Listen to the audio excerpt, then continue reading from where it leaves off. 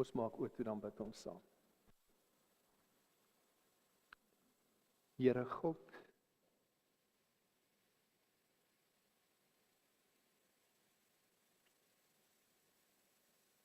as ons iets probeer verstaan van u grootheid, u almag, u ewigheid, dan droog ons woorde op. En kan ons net in verwondering staan voor u, die Almagtige.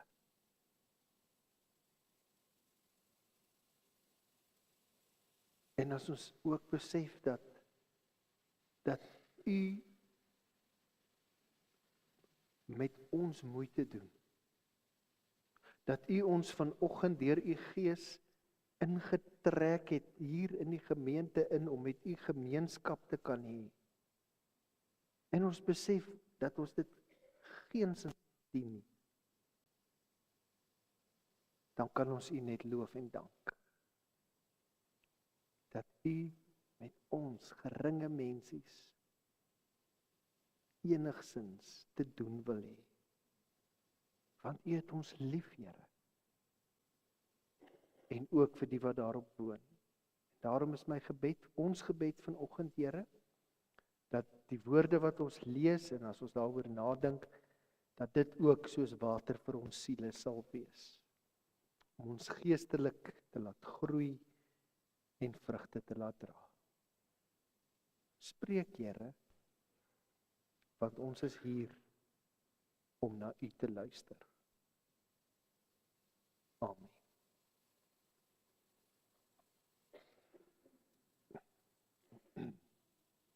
Jy kan maar vir ons die gordyn ooptrek.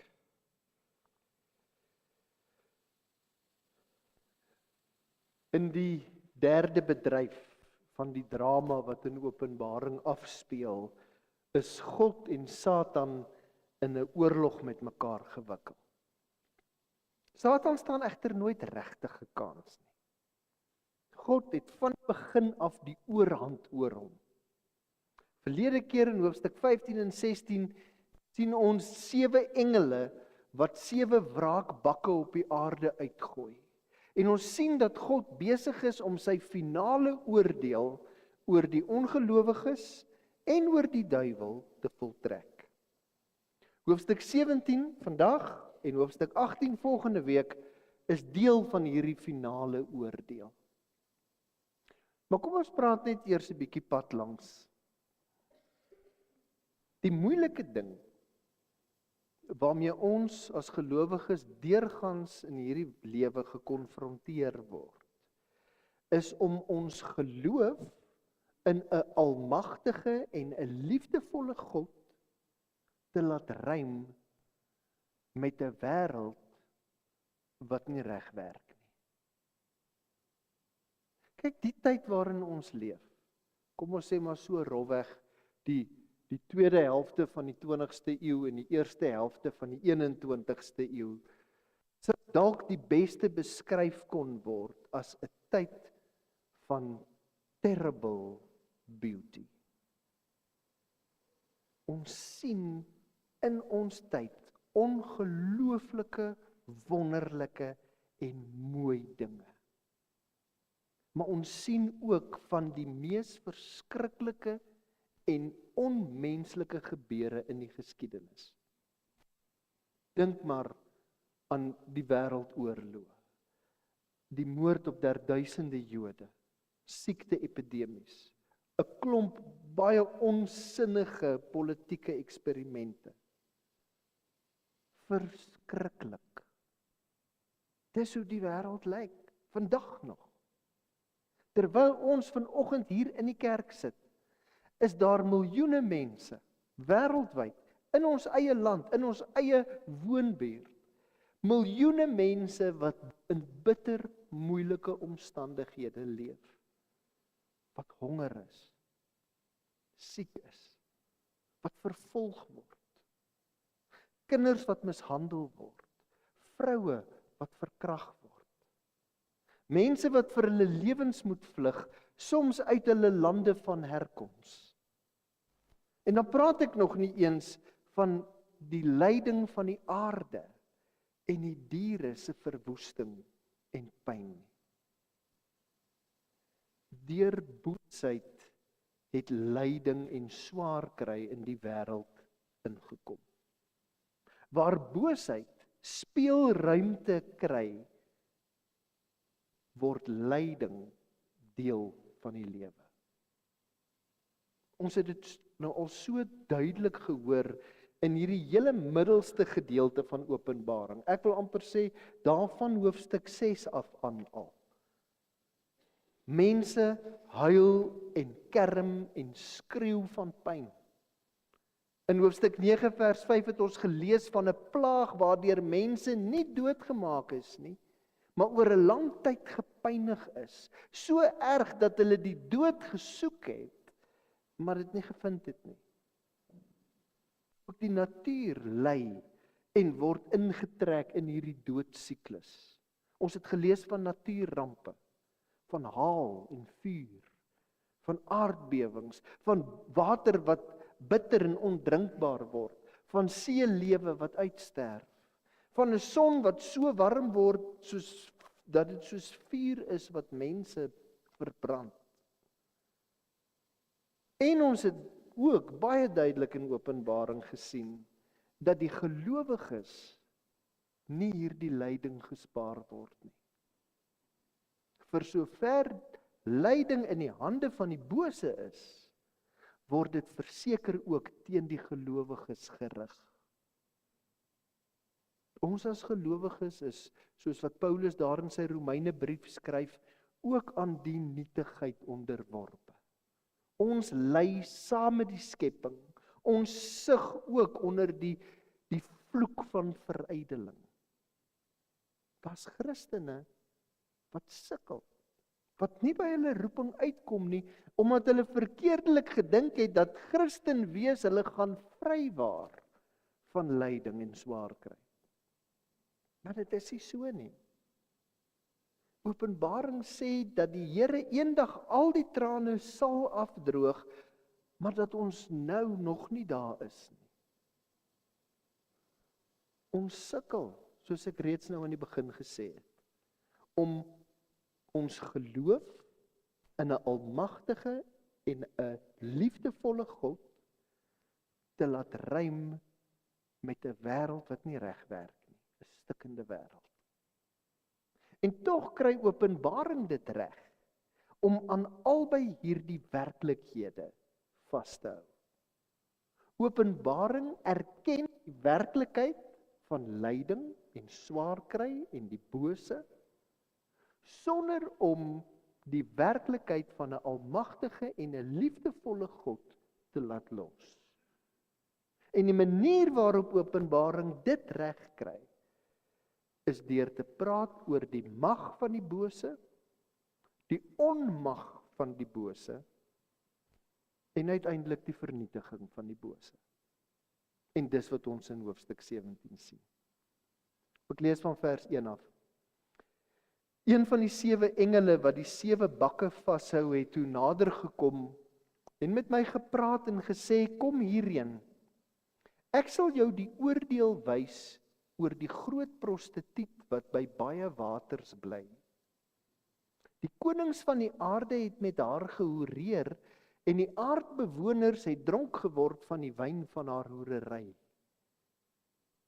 Ek is deur die Gees meegevoer na 'n woestyn en daar 'n vrou sien sit op 'n helder rooi dier wat oortrek was met godslasterlike name en wat 7 koppe en 10 horings het.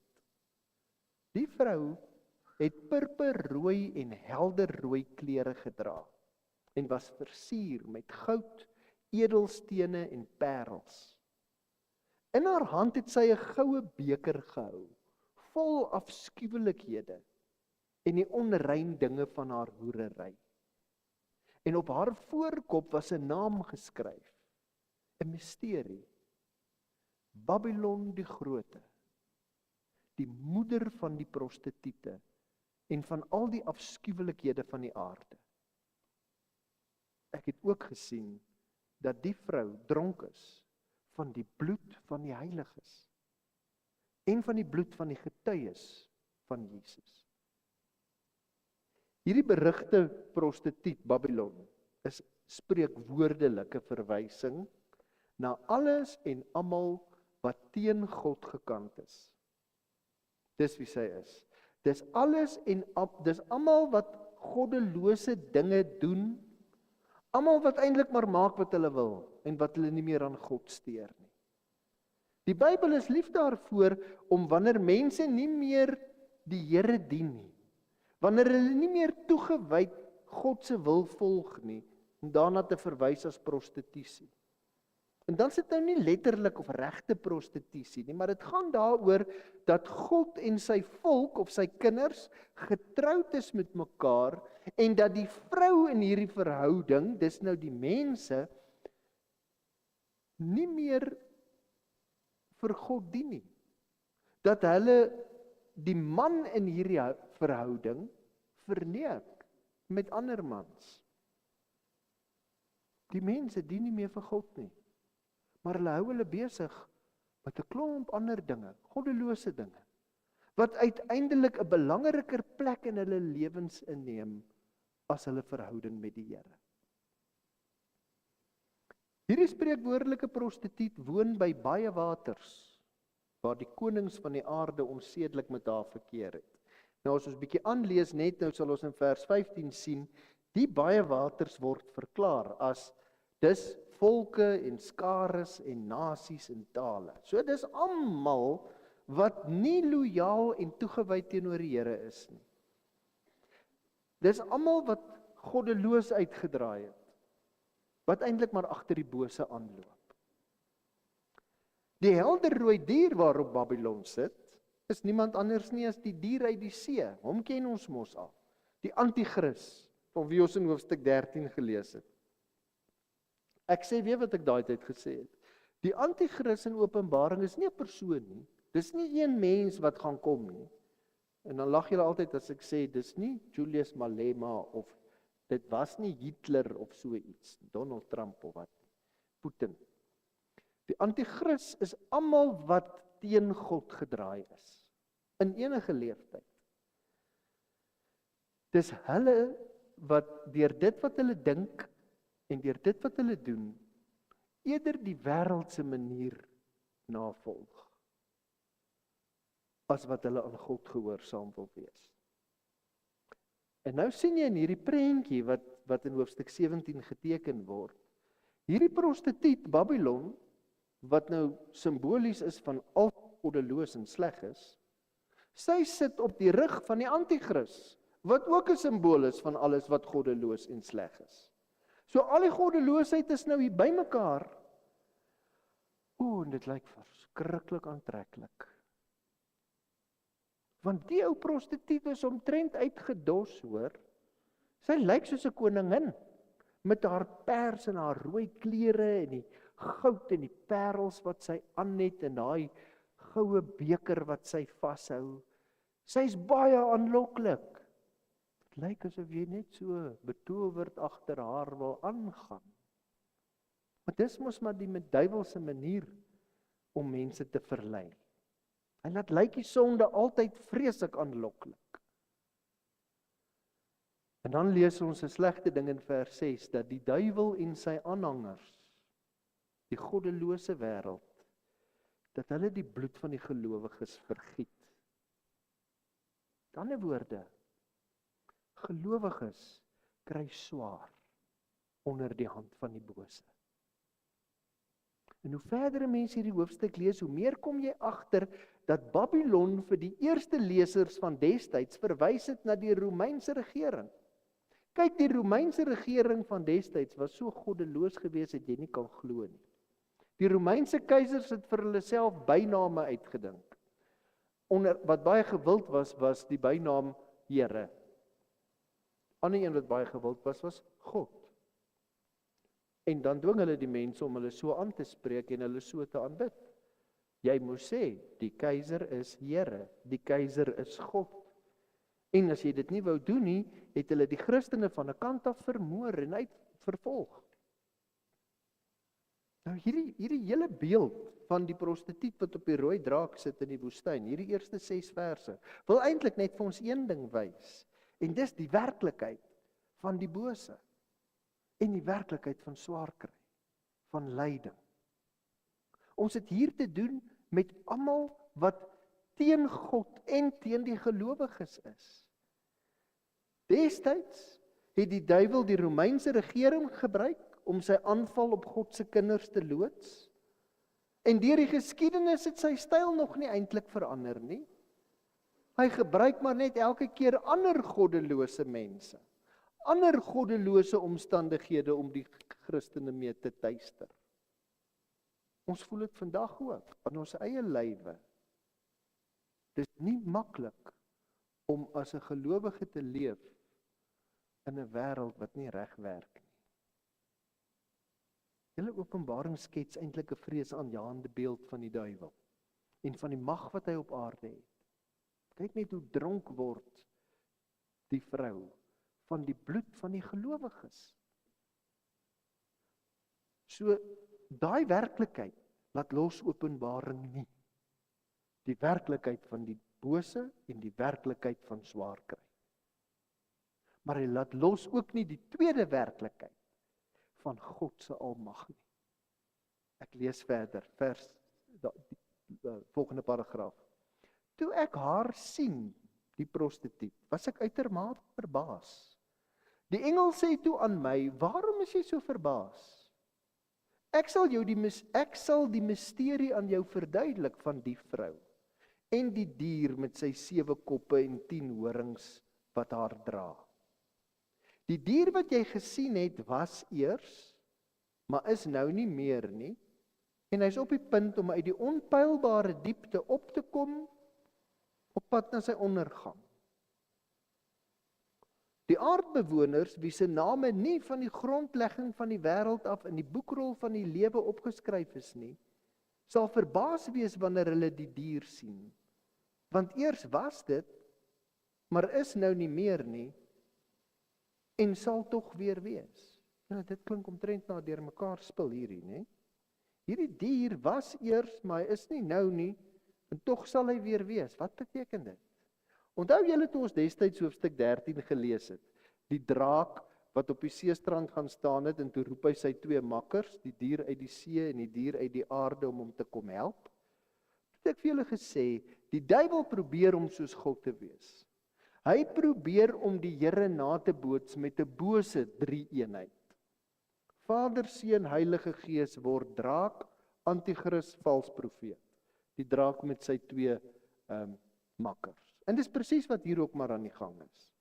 Openbaring sê vir ons, Christus is die een wat was, en wat is, en wat kom. En nou probeer die duiwel eintlik maar om ook so te wees. Maar hy kry dit nie reg nie. Hy is die een wat was, en nie nou is nie, en tog sal wees. So hy probeer, maar hy kry dit nie reg om soos God te wees nie. Eintlik is sy bestaan maar baie eensydig. Vers 8 sê, hy kom op uit die onderaardse diepte, net om verslaan te word, en dan gaan hy maar weer af na die onpeilbare dieptes toe. Hy het eenvoudig nie die mag wat hy voorgee om te hê nie. Vers 9. Hiervoor is insig met wysheid nodig. Die 7 koppe is 7 berge waarop die vrou sit. Daar's ook 7 konings. 5 het tot 'n val gekom, daar's nou net 1. Die ander een het nog nie gekom nie. Wanneer hy egter opdaag, moet hy vir 'n klein rukkie bly. En die dier wat eers was, maar nie nou is nie, is self die 8ste. Hy kom uit die 7 voort en is op pad na sy ondergang. Dit lyk baie ingewikkeld, maar eintlik is hier niks niets wat ons nie al klaar weet nie. Dis die lekker ding van om 'n reeks te preek. Jy begin later die goed ken. Die 7 koppe van die dier, wat 7 berge is, verwys na die Romeinse koninkryk, want Rome is op 7 heuwels gebou. Die 7 konings, dis 7 van die keisers wat oor die Romeinse koninkryk regeer het. Ons weet nie presies wie hulle is nie. Die geleerdes probeer nou 'n lys vat van die Romeinse keisers van destyds en hulle indeel, maar daar is nie heeltemal eensstemmigheid onder hulle oor wie dit nou eintlik is nie. Maar wat wel duidelik is dat hulle slegs tydelik regeer. Die eerste 5 het klaar geval, die 6de een is nou aan bewind en die 7de een gaan in elk geval net vir 'n kort tydjie regeer. So die gelowiges moenie moed verloor nie, want hierdie verskriklike Romeinse regering is van verbygaande aard. This too shall pass. Al hierdie verskillende groepe van wie ons nou gelees het, wat teen God is, wat teen Christus werk, wat die gelowiges vervolg, almal van hulle, die dier uit die see, die antichrist, die goddelose mense wat agter die antichrist aanloop, die konings van die wêreld, van wie ons laas keer al gelees het, hier kom nog boosheid aan, sê Openbaring, ek gaan nou lees van 10 konings wat nog kom, hulle almal het eintlik net een doel, en dit is om teen die lam, Jesus Christus, en teen sy volgelinge oorlog te maak. Maar hoor nou, hulle het ook eintlik almal maar net een en dieselfde eindbestemming, en dis die verderf. Vers 8 sê, hulle gaan almal op die ou einde in die onderaardse diepte opeindig. Vers 12. Die 10 horings wat jy gesien het, is 10 konings. Hulle het nog nie die koningskap ontvang nie, maar hulle het vir 1 uur lank saam met die dier volmag, soos konings. Hulle het net een doel voor oë en dit is om hulle krag en volmag aan die dier beskikbaar te stel. Hulle sal teen die lam oorlog voer, maar die lam sal hulle oorwin, omdat hy die heerser van die heersers en die koning van die konings is. En saam met hom is die geroepenes en die uitverkorenes en die getroues. En die engel sê aan my, die waters wat jy gesien het, waar die prostituut bly, is die volke en skares en nasies en tale. Die 10 goddelose konings wys vir ons, die goddelose mag se tyd is nog nie verby nie. Maar hy sê ook vir ons, dit gaan nie vir ewig voortduur nie. Daar's net 10 konings. Met ander woorde, dis 'n afgeslote getal. Daar sal nie maar net altyd nog een en nog een en nog een wees nie. En hulle regeringstyd is beperk. Hulle kry elkeen net 'n uur, net 'n kort tydjie om saam met die dier gesag uit te oefen. So God gee vir die bose nog so bietjie van 'n speelruimte waarbinne hulle kan optree. Maar dit sal nie meer lank wees nie, sê Openbaring, voordat God hulle totaal en al sal vernietig. Ons weet mos nou al teen hierdie tyd vanuit Openbaring, dat die bose magte nie in beheer van hierdie wêreld is nie. Die lam, Jesus Christus, is in beheer. Hy is die Here van die heersers. Hy is die koning van die konings, en daarom sal die bose magte dit nie reg kry om die gelowiges te verwoes en te vernietig nie. Dit lyk dalk asof die bose magte beheer oorgeneem het op aarde. Maar Openbaring 17 wys baie duidelik, God bly in beheer. Hy sal die gelowiges wie se name van die skepping van die wêreld af in die boek van die lewe geskrywe staan, beskerm. En hy sal hulle in sy kragtige hand vashou. Vir die bose magte, ja, sal hy nog so 'n klein rukkie tyd gee om die mense te beproef, maar dis 'n uitgemaakte saak. Hulle gaan verwoes word. Die lam wat in beheer is van die wêreld, het klaar die bose oorwin. Nou die laaste stukkie van vers 16 af.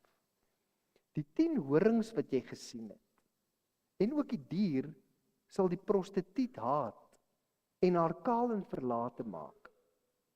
Hulle sal haar vleis eet en haar met vuur verbrand. Want God het dit op hulle harte gelê om sy bedoeling uit te voer. En om een doelwit voor oë te hê, om hulle koningskap aan die dier beskikbaar te stel, totdat God se woorde hulle volledige doel bereik het. En dan maar net weer so 'n stukkie verklaring. Die vrou wat jy gesien het, is die groot stad wat heerskappy oor die konings van die aarde het. Julle, hier gebeur 'n baie snaakse ding aan die einde van hierdie hoofstuk. Die bose magte is besig om homself te vernietig. Ons lees dat die 10 horings, dis nou die bose wat nog gaan kom, is besig om die prostituut te verteer. Hulle sal haar haat, hulle sal haar kaal en verlate maak, hulle gaan haar vleis opeet en haar met vuur verbrand. So die bose is besig om teen homself te veg, hy gaan homself uitroei op hierdie manier.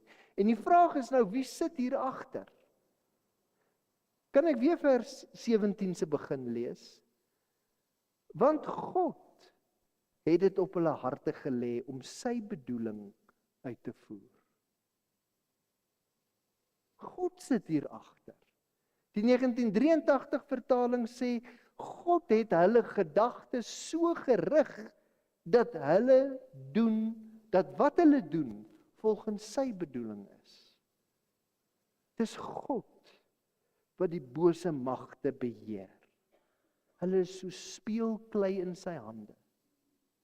En hy gebruik hulle om sy plan met die wêreld tot uitvoer te bring.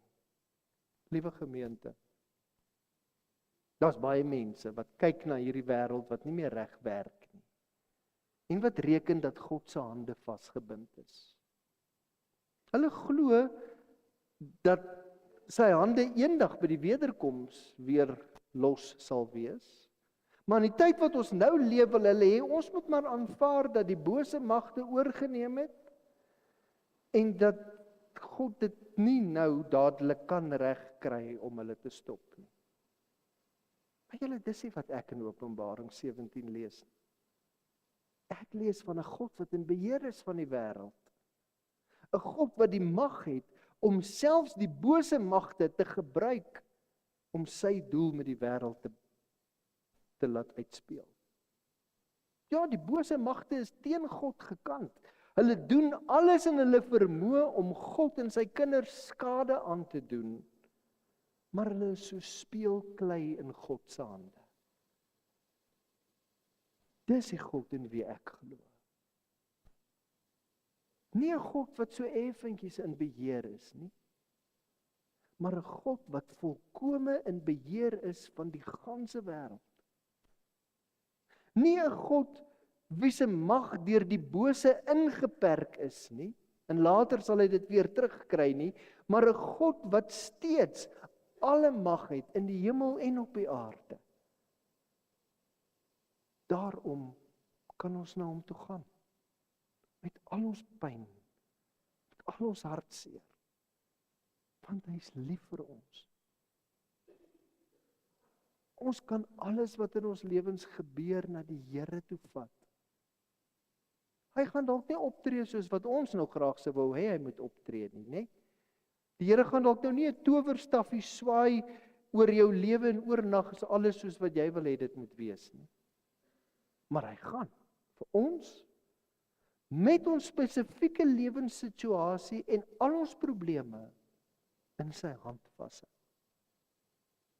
Hy sal nie toelaat dat die bose ons vernietig nie. Die bose sal ons hart slaan. Partykeer sal hy ons dalk van ons voete afruk.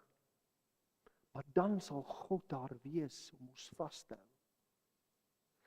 En sal ons besef dat hy eintlik nog maar altyd besig is om ons vas te hou. Dis iets wat ek kan bewys nie. Die hartseer en die sinlose lyding in hierdie wêreld is iets wat ek glad nie kan verstaan nie. Maar dat God in beheer is iets wat ek glo. Hebreërs 11 sê immers dat geloof is om vas te hou aan die dinge wat jy nie kan sien nie. Saam met die kerk van alle eeue glo ek met my hele hart dat die almagtige en die oral teenwoordige krag van God gelowiges se lewens beheer. Ek glo dat die goeie God alles wat in ons lewens gebeur, rykdom en armoede, geluk en hartseer, gesondheid en siekte, reën en droogte, vrugbare en onvrugbare jare, alles volgens sy heilige wil so bestuur en regeer, dat in my lewe niks sonder sy beskikking gebeur nie. En dit is wat ek glo. Amen.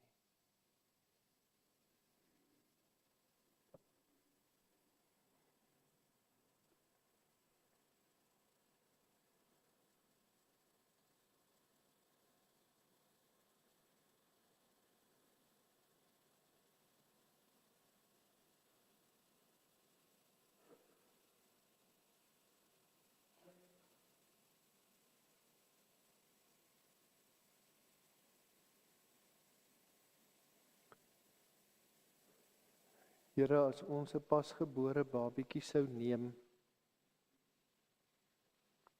en ons sit hom in die hande van die sterkste mens op hierdie aarde en die slimste mens op hierdie aarde, dan verwag ons nie van daai sterk en slim mens, hy moet vir die babietjie verduidelik dat hy vir hom sal beskerm nie. Dit gaan gebeur.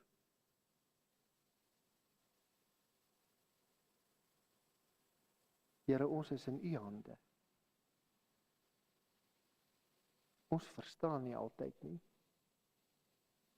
'n Klomp van die seer van hierdie wêreld, as ons eerlik wil wees, Here, het ons oor onsself gebring.